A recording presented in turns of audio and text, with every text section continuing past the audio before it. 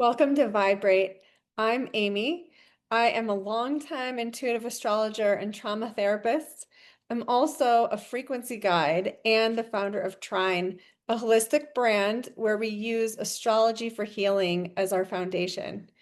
This isn't a podcast, it's a transmission, it's a portal, it's a loving energy field designed to awaken your highest vibration. Listen to receive vibrational attunement to what's present in the cosmos, in your nervous system, and in the new earth field we're all curating together through love and frequency.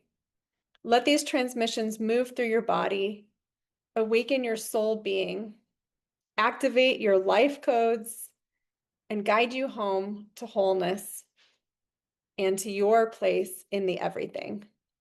If you're ready to go deeper, you can join the temple at trine-healing.com or text the word vibrate to 720-927-7722. This will be featured in the show notes as well. Let's begin. Before I jump into the heart of this podcast episode, I just wanted to give a little bit more of a framework for what is to come in this episode and why I'm so casual, so unpolished, so unedited. I am so super real. Part of my authentic code is to just show up in present moment connection and attunement.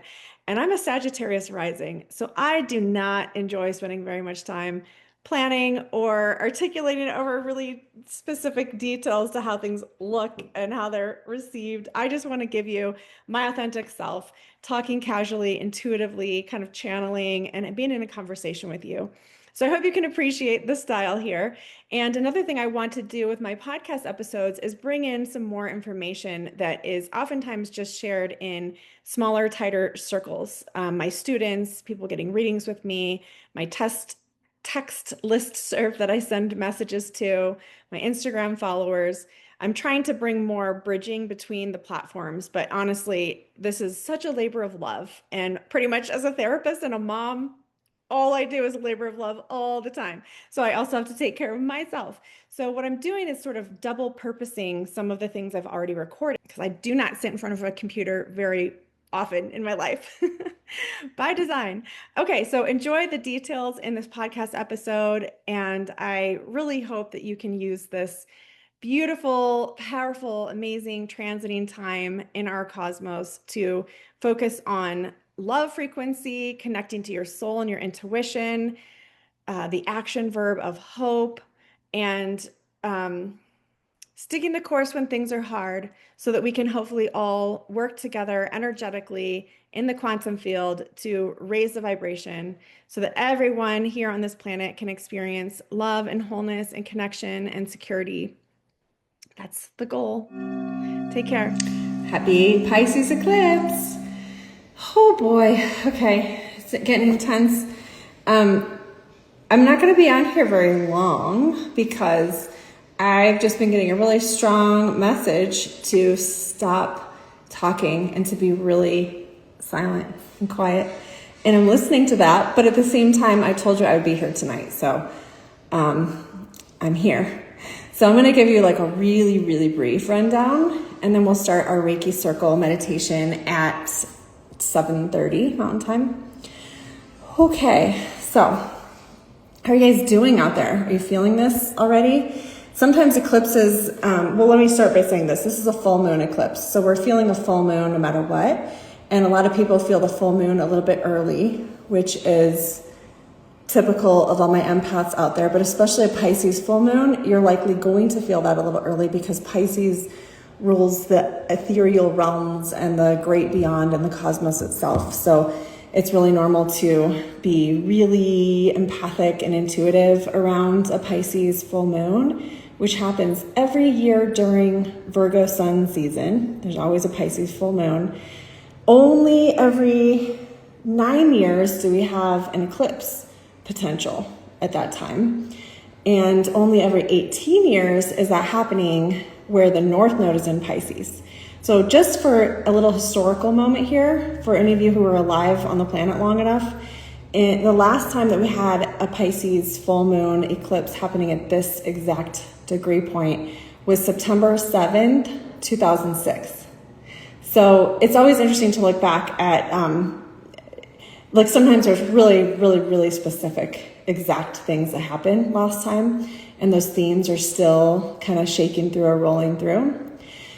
To understand where this happens in your chart, you would look at what house you have it in, whatever house system you like to use. I'm not picky about what you use. I use 3 different house systems when I do readings and kind of switch between them because I like to see things as like a development. So I like to think of from one house into the other house, it's like, 5th house becoming 6th house kind of energy. So you could look at Placidus and whole sign, for example. This is the kind of eclipse where the earth is between the moon and the sun.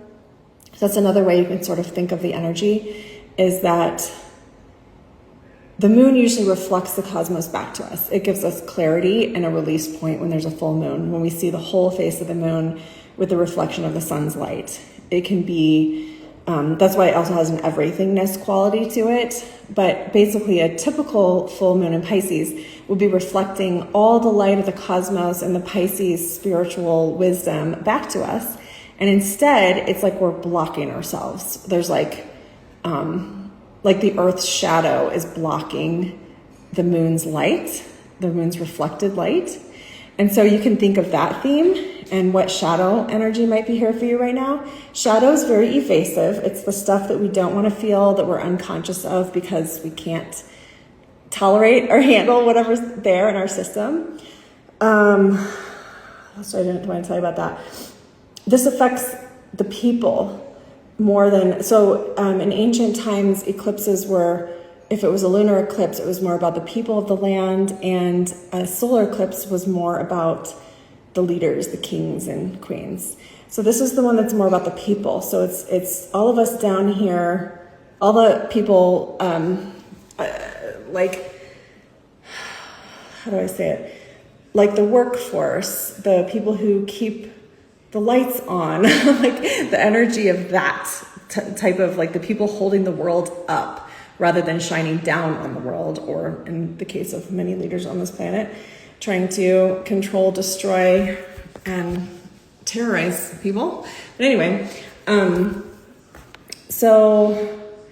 but I like to stick with the personal growth, not the mundane stuff. So when we go to personal growth or spiritual growth, this is very much about letting your shadow energy be seen. I can guarantee you that your shadow energy is here. So whatever themes are coming up in your actual life right now, there's probably some shadow in the mix. If you're pissed off about something, look at yourself first. Set good boundaries and work with what you need to work with when it comes to other people, but just be looking at yourself and what you might be bringing to that dynamic, because probably there's a part of it that's unconsciously you. What else do I want to talk? Oh, Uranus is a big player right now. So anytime there's a full moon or a new moon, and then especially an eclipse, which just makes it like a much stronger, almost like 6 times the energy kind of a thing. Anytime there's a lunation, we get whatever the astrological transits are that are currently happening in the cosmos, it's like those are enhanced or magnified, maybe is a better word. And so the transits that happen right as lunations are happening are especially important. So anyone following astrology probably knows that the planet Uranus, which had been in Taurus since May 15th, 2018, this summer, July 7th, moved into Gemini for the first time in, 84 years. I think it's an 84-year cycle. So most of us have not lived through that experience. And that has been the quickening and the telepathy and the zappiness and the space information and all these things that are very Uranian, innovative, table turners, lightning strikes, aha moments, that kind of energy's been here. And because it stationed retrograde yesterday, actually, it might be earlier today because the actual eclipse is tomorrow. Anyhow, I'm not looking at a calendar right now. But Uranus is stationing retrograde, meaning it's just gotten as far as it's going to go into the sign of Gemini, which is like 1.5 degrees-ish. For the rest of the calendar year. It's going to be actually moving back into Taurus, and then moving ahead next April 26th is when Uranus will permanently move into Gemini. So we're getting this jolt. It's like we got the jolt forward and now we get the jolt back kind of energy. So there might be things happening even quicker with this eclipse. Eclipses have a sense of like an instant change or something getting cut off really quick. But with Uranus in the mix, that's going to be like tripled. So also a lot of times with eclipses, it's more like when a storm comes through and you can kind of feel it and there's an intensity and you know the storm's coming, but it's not until afterwards that you can sort of go outside and assess what the storm did. Eclipses typically are like that. But I'm feeling like this eclipse, because Uranus is involved, it has more of a feeling of like you may have already lost something, let something go, moved away from something, had a disappointment or a surprise, like in the last couple of days. I would expect there's something that came through that's like, yeah, I wasn't expecting that. Or I was expecting something about that, but I wasn't expecting it to go that way. And that's Uranus being in the mix with the eclipse. I think that's all I want to tell you. Thank you so much for joining me today at Vibrate. I'll be back soon with energy forecasts, practical tips, transmissions, and channeled messages to support you on your path. To help the field expand, please consider sharing, liking, and subscribing, and explore my astrology workbook, my offerings, or join the temple at trine-healing.com. Until next time, remember you are the signal you've been waiting for.